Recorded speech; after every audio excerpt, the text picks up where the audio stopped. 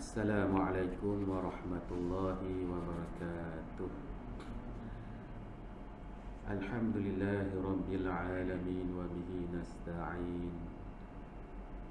Wa nusalli wa nusallim ala rasulihil amin habibina wa syafi'ina wa zukhrina Muhammad sallallahu alaihi wasallam. Qala rabbi shrah li sadri wa yassir li amri wahlul 'uqdatam min lisani yafqahu qawli. Subhanaka la 'ilma lana illa ma 'allamtana innaka antal 'alimul hakim. Asyhadu an la ilaha illallah wahdahu la syarika lah wa asyhadu anna Muhammadan 'abduhu wa rasuluhu, amma ba'd.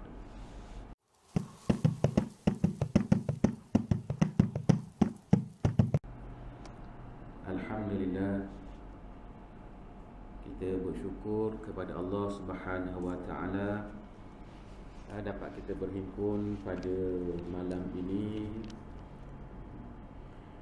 untuk kita terus membaca dan juga cuba untuk tadabbur makna kepada beberapa potong ayat Al-Quranul Karim dari surah Al-Baqarah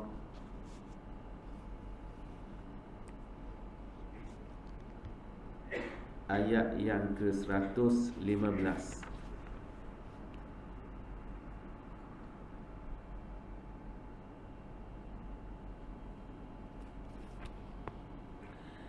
Allah Subhanahu wa taala berfirman, a'udzu billahi minasyaitonir rajim.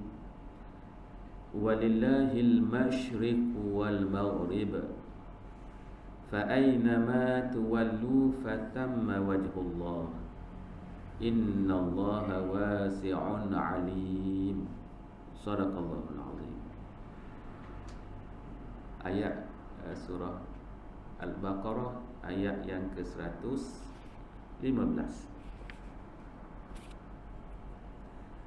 Allah Subhanahu wa taala menyatakan walillahil masyriqu wal maghrib.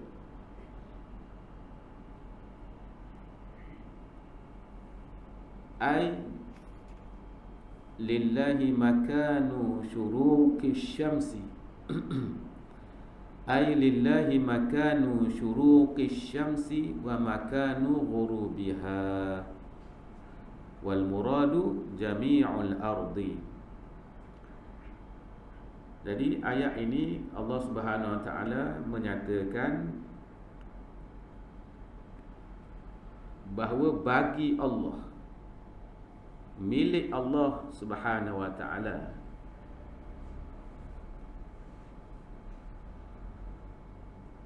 timur dan barat.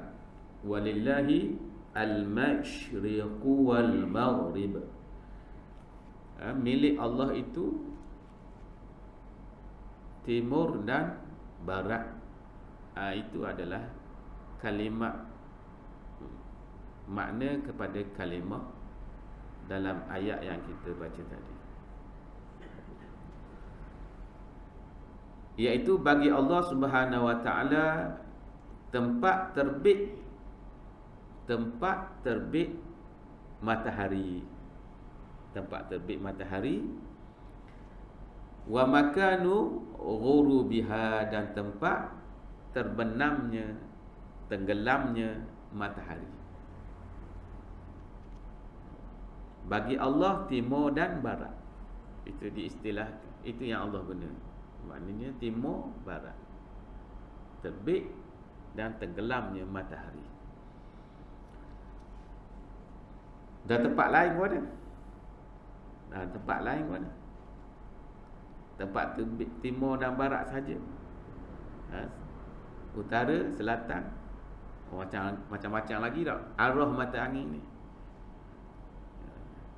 Tapi makna yang dimaksudkan ialah jami'ul ardi, seluruh bumi. seluruh bumi, bukan timur dan barat saja yang Allah menguasainya. Allah menguasai semua sekali. Alhamdulillahi Rabbil Alamin. Alhamdulillahi Rabbil Alamin.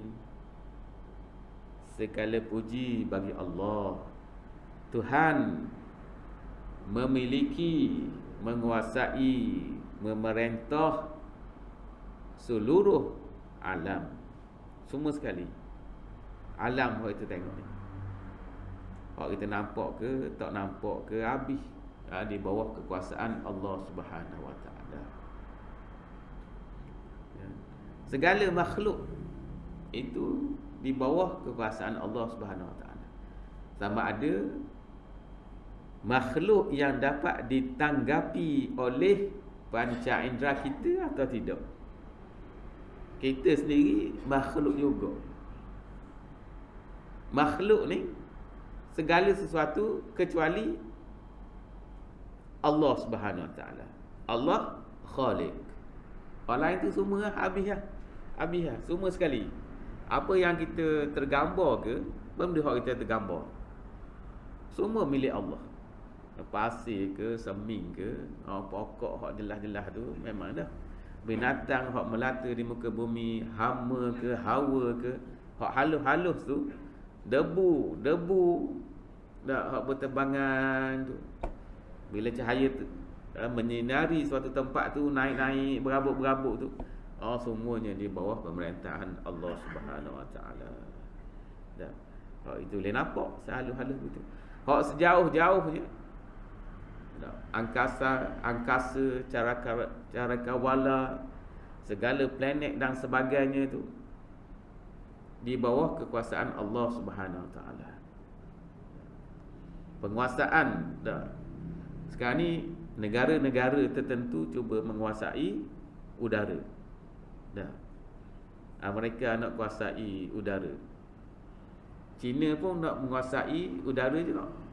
Sebab dikatakan sesiapa yang menguasai angkasa, ruang angkasa tu, maka dia boleh menguasai daratan. Hidup di bawah, ya, dengan teknologi masing-masing. Masing-masing nak atur belaka kapal angkasa, hidup bawah gitu.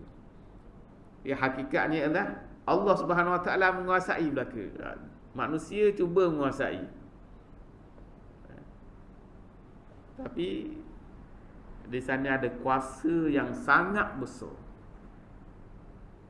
Kuasa yang sangat besar yang menciptakan segala sesuatu tu. Kita nak cuba menguasai angkasa, tapi hak yang pemilik angkasa itu, kita kadang-kadang orang tak ambil kira. Nak kafir nak ambil kira apa dah, dia tak tahu. Dia nak menguasai, yang pastinya dia bukan pencipta. Negara-negara ini bukan mencipta, dia nak cuba kuasai. Bagi orang Islam, pencipta itulah yang menguasai. Guna-guna pun pencipta itulah yang menguasai. Jadi bagi Allah itu kekuasaan langit dan bumi dan segala yang ada di antara kedua-duanya, langit dan bumi, segala planet, segala batu-bata hak duduk atas muka bumi ke, ataupun yang terawang-rawang di ruang angkasa ke, segala bintang yang sangat banyak bilangannya. Bintang itu sangat banyak bilangannya. Segala planet itu, segala batu-bata yang bertaburan di mana-mana sahaja, di bumi ke, di permukaan angkasa ke, semuanya adalah diciptakan oleh Allah Subhanahu Wa Taala. Macam-macam lah. Orang barat cuba menguasai, sehingga cuba ingin meletupkan astronot yang dikatakan boleh menghentam bumi pada suatu masa nanti. Jadi nak alih dulu. Astronaut itu yang dijangka akan menghentam bumi, nak alih dulu. Cara nak alih mana? Mungkin hantar angkasa lain, langgar dulu supaya dia kesok sikit. Jadi asteroid. Jadi batu yang besar itu boleh kesok dulu, supaya dia tidak, bila dia sampai dekat dengan bumi, tidak mengenai bumi. Mana itu pun dalam perancangan negara-negara tertentu. Tapi segala-galanya adalah penguasaan Allah Subhanahu Wa Taala. Di manusia ni duk kaji ni, jarak dia dengan bumi contohnya 1000 juta apa orang tak tahu dah. Dia boleh mengikut kiraannya tu dah. Tapi ni nanti akan menghentam dia, jalanan dia akan menghentam bumi. Okey, kita kesok dulu supaya tak kena bumi. Tetapi segalanya adalah di bawah perintah Allah Subhanahu Wa Taala, di bawah takbir Allah Subhanahu Wa Taala. Kita pun tak nampak cerita atas-atas tu dah. Kita tak belajar benda tu. Atas bumi ni pun banyak benda kita tak nampak ni. Jalan kita tunduk pun banyak lagi tak nampak ni. Ini permainan angkasa lagilah, kita tidak tahu. Tapi yang kita wajib i'tiqad ialah segalanya di bawah takbir Allah Subhanahu Wa Taala. Manusia boleh dia nak setakat Tuhan beri upaya kepada dia. Tapi hakikatnya Allah lah yang menguasai. Jadi Allah menguasai jami'ul ardi, segala bumi. Kemudian Allah Subhanahu Wa Taala berfirman, fa aynama tuwallu fathamma wajhullah. Ai ila ayyi jihatin tawajjahtum. Ai ila ayyi jihatin tawajjahtum bi amrihi fahunaka qiblatuhu allati radiha lakum. Wa qad nazalatil ayatu fi man adha'a jihatal qiblati. Fa aynama tuwallu fa thamma wajhullah. Ke mana saja kamu palingkan, kamu tuwallu, kamu berpaling, di mana saja kamu berpaling, di situ wajhullah. Di situ wajhullah. Wajhullah. Di situ wajhullah. Wajah, wajhu, wajhullah. Ulama salaf kalau sebut wajhullah, wajhullah lah. Tidak takwil dah. Mana tidak memberi takwilan, tidak cuba untuk memberi tafsiran kepadanya. Wajhullah. Tapi kebetulan perkataan wajhun ini dia sama dengan perkataan Melayu wajah. Dan wajhullah. Cuma baris yang lain, tapi setengah-setengah wajah. Orang Arab bila cakap laju, wajhun tu jadi wajah. Dia jadi begitu. Jadi kebetulan orang Melayu pun wajah tu pakai juga. Betul tak? Di selasi di samping wajah tu, kalau bahasa Melayu, wajah bahasa Melayu ni bererti dalam bahasa Melayu, sama bahasa Melayu, wajah artinya muka. Tapi ulama salaf tidak akan memberi pengertian wajahullah lah. Dan ulama-ulama khalaf ini memberi makna, dia mentakwil dengan makna yang sesuai dengan kemuliaan Allah Subhanahu Wa Taala. Begitu. Dan di sini kita ni orang Kediang dah ni tak perlulah nak balah bab ni, bukan tahap level kita lah sebenarnya. Cuma kedua-dua golongan salaf atau khalaf ini dia cuba untuk mempertahankan kesucian Allah Subhanahu Wa Taala. Itu. Pertama tambuh. Salaf ditambuh. Wajhun wajhullah, ditinggalkan. Ditinggalkan. Dia maknanya dia tak beri pengertian wajhullah.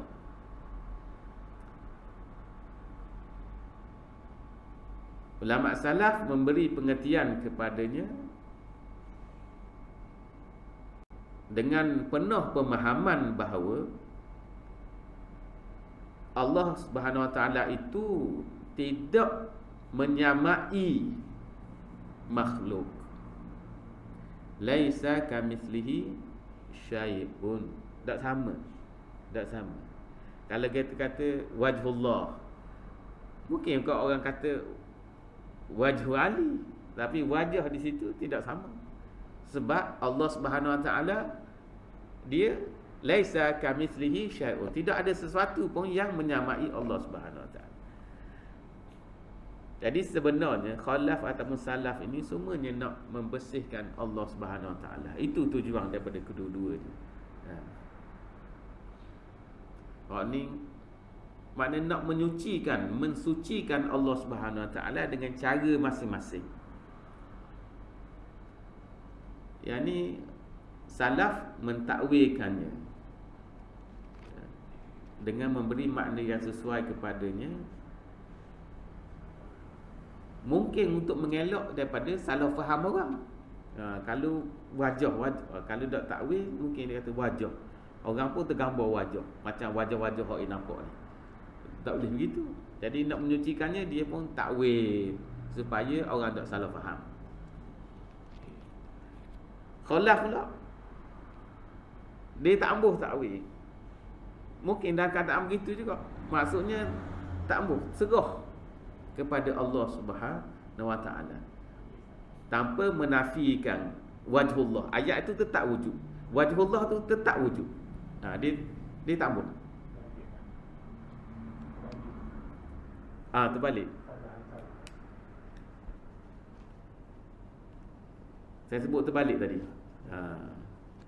Maknanya salaf ini tidak mentakwil, khalaf itu yang memberi makna yang wajar bagi Allah Subhanahu, yang memberi makna yang sesuai untuk mensucikan Allah Subhanahu Wa Taala. Begitu kan? Dan di sini mengikut tafsiran buku ini, ila ayyi jihatin tawajjahtum, ke arah mana pun, ila ayyi jihatin tawajjahtum, ke mana arah pun tawajjahtum, kamu hadapkan diri kamu itu, bi amrihi, dengan perintah Allah, bi amrillahi fahunaka qiblatuhu. Dan di situlah kalau Allah arahkan pergi menghadap kiblat, maka kiblat Kaabah tu, maka di situlah kiblatnya. Kalau Allah sebelum tu menghadap kepada Baitul Maqdis, maka di situlah kiblatnya. Bila Allah mengarahkan supaya menghadap Kaabah, di situlah kiblatnya. Maknanya kiblat ni mengikut suruhan Allah Subhanahu Wa Taala. Kita menghadap ke suatu arah. Sebab apa kita menghadap Kaabah? Sebab itu adalah amrullah, itu adalah perintah Allah. Kenapa Nabi Muhammad sallallahu alaihi wasallam menghadap ke arah Kaabah sebagai kiblat dalam sembahyang? Kerana di situlah arahan Allah Subhanahu Wa Taala. Allah arah, maka Nabi Muhammad pun menghadap ke arah Kaabah sebagai kiblatnya. Allati radiha lakum, tempat yang radiha lakum, Allah Subhanahu Wa Taala redha tempat itu bagi kamu. Waqad nazalatil ayatu, dan sesungguhnya ayat ini turun pada orang yang adha'a jihatal qiblati, pada orang yang telah mengabaikan jihad kiblat apabila Allah suruh.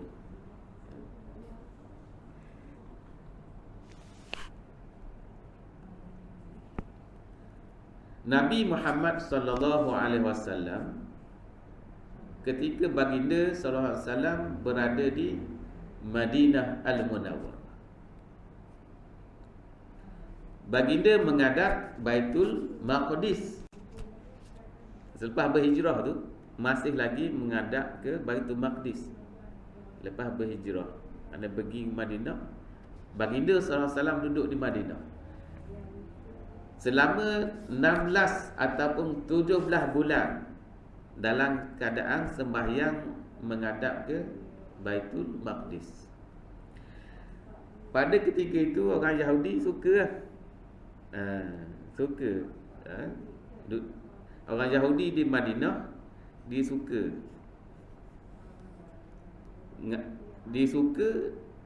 mana, sebab kiblat itu Baitul Maqdis, tempat yang orang Yahudi menganggap suci, Baitul Maqdis. Selama 16 hingga 17 bulan. Kemudian Allah Subhanahu Wa Taala perintahkan kepada baginda sallallahu alaihi wasallam dan kepada penduduk Islam di Madinah dan juga seluruhlah orang Islam supaya menghadap ke arah Kaabah.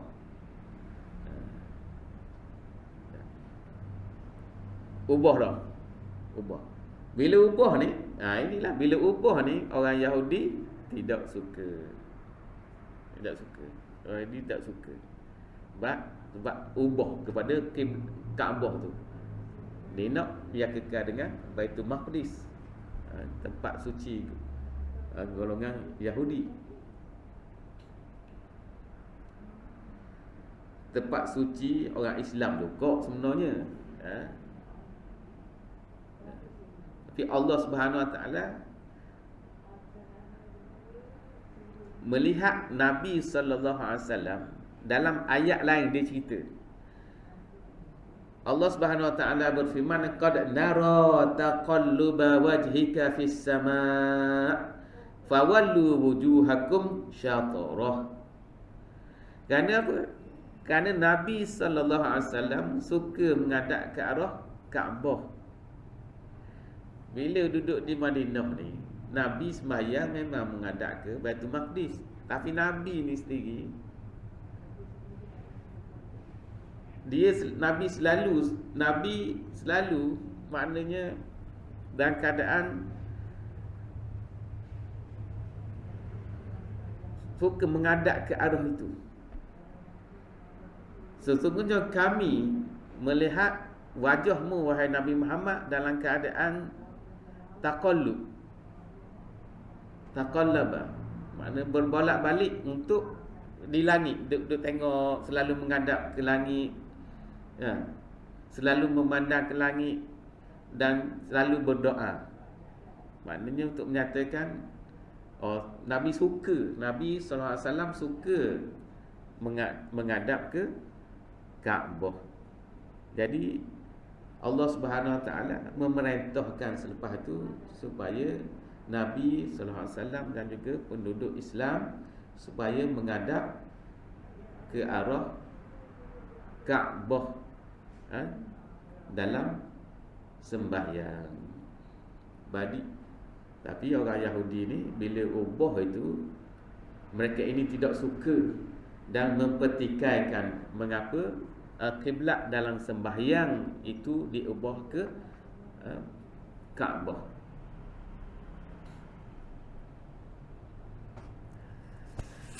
Ini menunjukkan orang-orang Yahudi ini antara sifat yang dibenci ialah mereka ini selalu mempertikaikan perintah Allah Subhanahu Wa Taala. Mengapa? Dah. Suka soal. Itu perintah Allah Subhanahu Wa Taala. Orang Islam bila diperintahkan maka mendengar dan menerima. Orang Yahudi dia tak ambil. Dia tak ambil. Duk belaga dengan kebiasaan mereka. Apabila berlawanan dengan kehendak mereka, dengan pegangan mereka, dengan sesuatu yang mereka menganggap sebagai mulia, bila diubah, mereka akan merasa tidak gembira. Sedangkan itu adalah perintah Allah Subhanahu Wa Taala. Bagi kita, apabila Allah memerintahkan sesuatu, maka sami'na wa ata'na. Kemudian Allah Subhanahu Wa Taala berfirman, innallaha wasi'un alim. Ay yas'ul khalqa bil judi wal ifdal. Alimun bi ta'biri syu'unihim la takhfa 'alaihi khafiyatun min ahwalihim. Sesungguhnya Allah Subhanahu Wa Taala itu maha luas, wasi'un, maha luas dalam kurnia Allah Subhanahu Wa Taala. Alimun, maha mengetahui segala benda, maha mengetahui. Ayyasa'ul khalqa, Allah ini menguasai, meliputi makhluk itu. Allah yasa'u, tahu belaka, meliputi belaka manusia ni. Tahu belaka. Luas, maha luas Allah Subhanahu Wa Taala. Tak ada benda pun terlepas daripada Allah Subhanahu Wa Taala. Allah mencakupi segala perkara. Allah maha luas, meliputi segala makhluk ini dengan kemurahan, biljud. Allah sangat baik, mulia. Allah sangat maha luas pengetahuannya, maha luas kurnianya, segala-galanya. Allah meliputi belaka kita ni. Kita sendiri tak meliputi diri kita ni sehabis-habisnya. Kita tak meliputi diri kita ni. Maknanya Allah lebih kenal kita daripada kita kenal diri kita sendiri. Sebab Allah yang mencipta kita. Kita dalam ni ada apa orang pun tak tahu mana. Tak? Kita faham ni duk mana, tempat faham pun tak tahu. Dari mana kita faham ni? Sebab apa kita boleh jadi faham? Kita pun tak tahu. Kita kata kita ada roh. Memang kita ada roh tak? Roh. Duk mana roh pun tak tahu mana tu. Sebab kata Allah itu lebih mengetahui mengenai diri kita daripada kita mengetahui.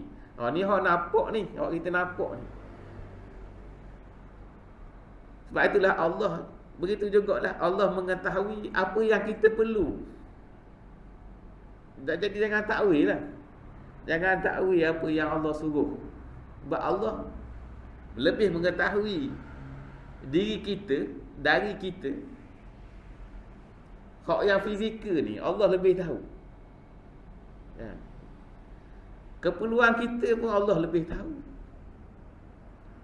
kita bukan doktor. Macam mana mata berfungsi pun dah reti. Masuk cahaya jadi gini, oh dia boleh nampak. Faham.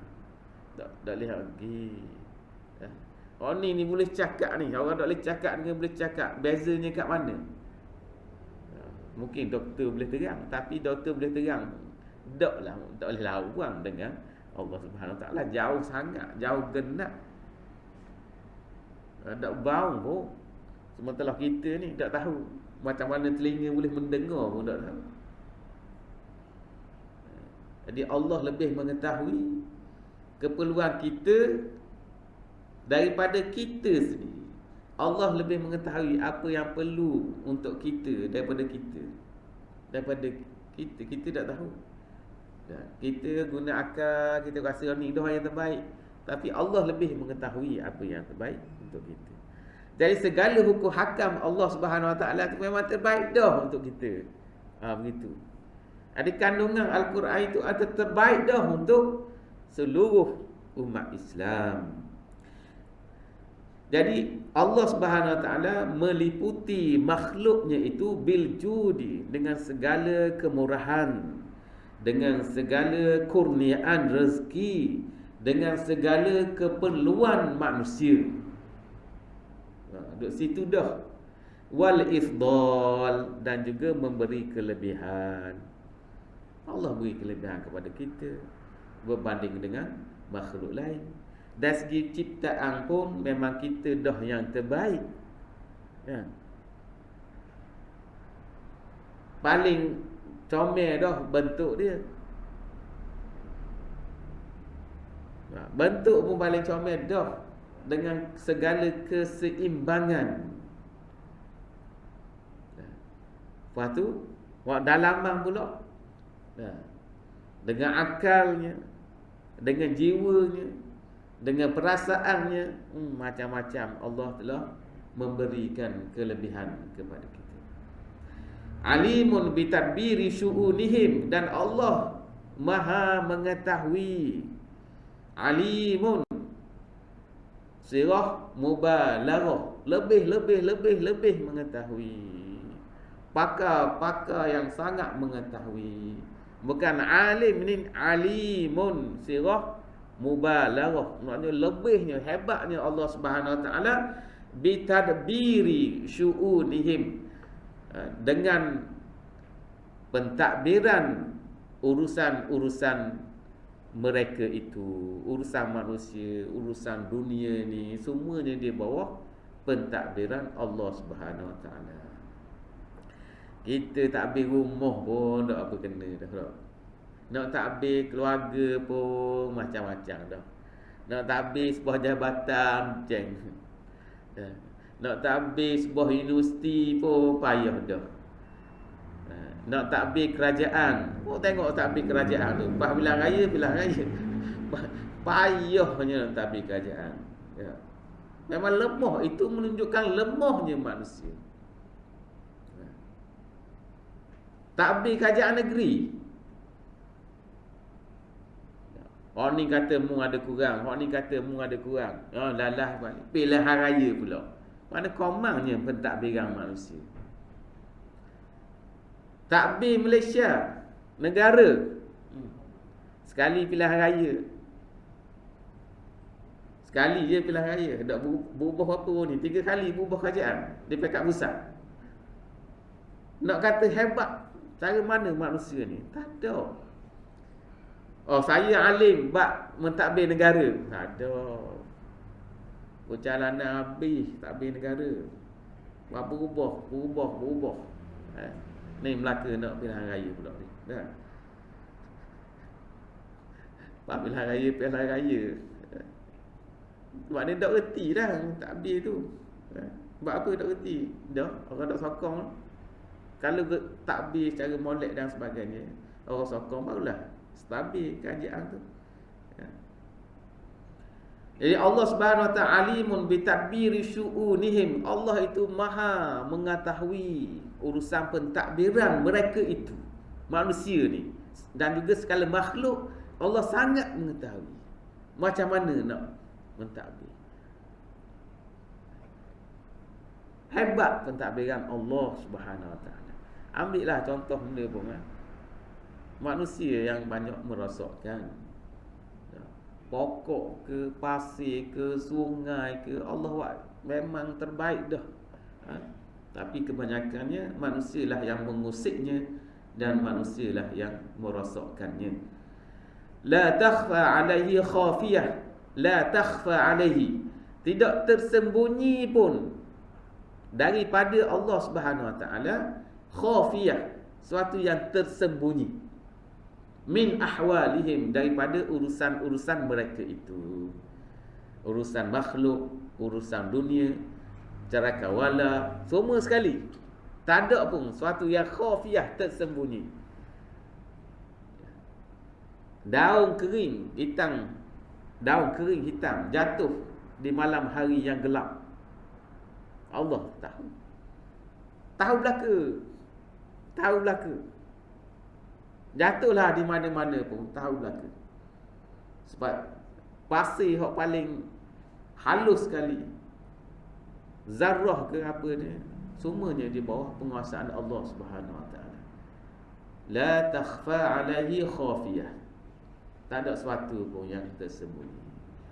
Kalau kita mengambil kira ini, apabila kita memikirkan hubungan kita dengan Allah Subhanahu Wa Taala, nyadar kita serah-serah, seolah nak pergi nak susuk benda dengan Allah Subhanahu Wa Taala. Tak boleh nak susuk, tak boleh. Serah diri dengan kepada Allah Subhanahu Wa Taala. Terdetik pun tahu, tahulah ke? Dah buat lagi pun tahu. Sembunyi di mana-mana pun tahu belaka. Kita lari di mana pun tahu, Allah Subhanahu Wa Taala tahu. Jadi akhirnya tak boleh dengan Allah Subhanahu Wa Taala. Allah, kita ni dengan Allah Subhanahu Wa Taala terdedah belaka. Terdedah belaka. Tak boleh nak pergi dengan Allah Subhanahu Wa Taala.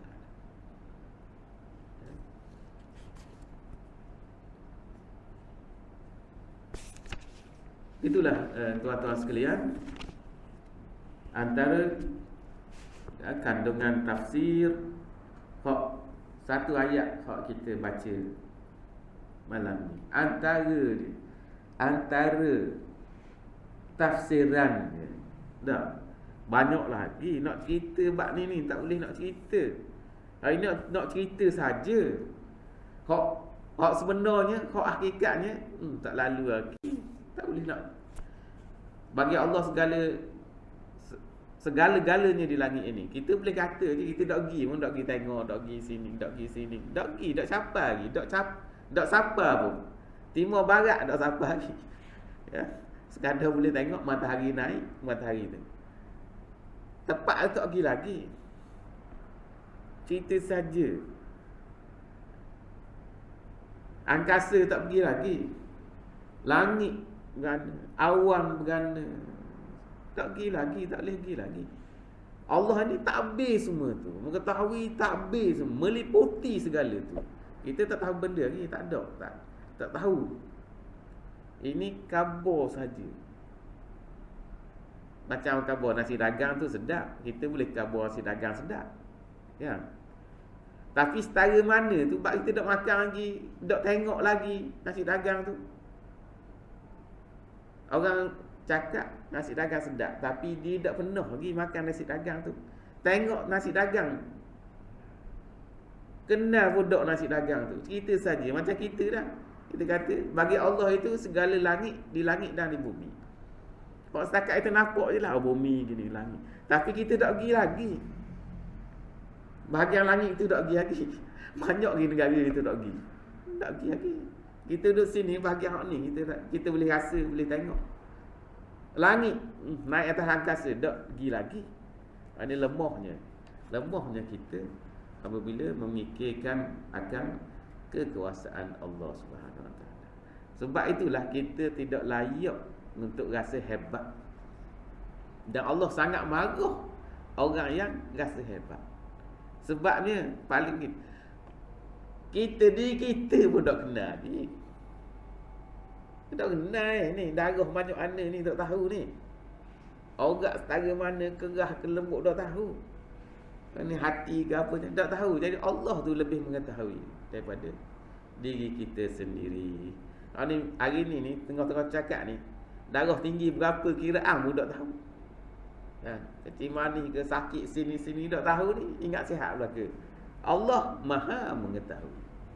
Tuan-tuan sekalian. Jadi Allah ini alimun bitadbiri syu'unina. Allah itu maha pakar, maha hebat dalam urusan pentadbiran urusan-urusan kita. Jadi sekadar itulah saja tuan-tuan sekalian. Wabillahi taufiq wal hidayah. Wassalamualaikum warahmatullahi wabarakatuh. Wallahu a'lam.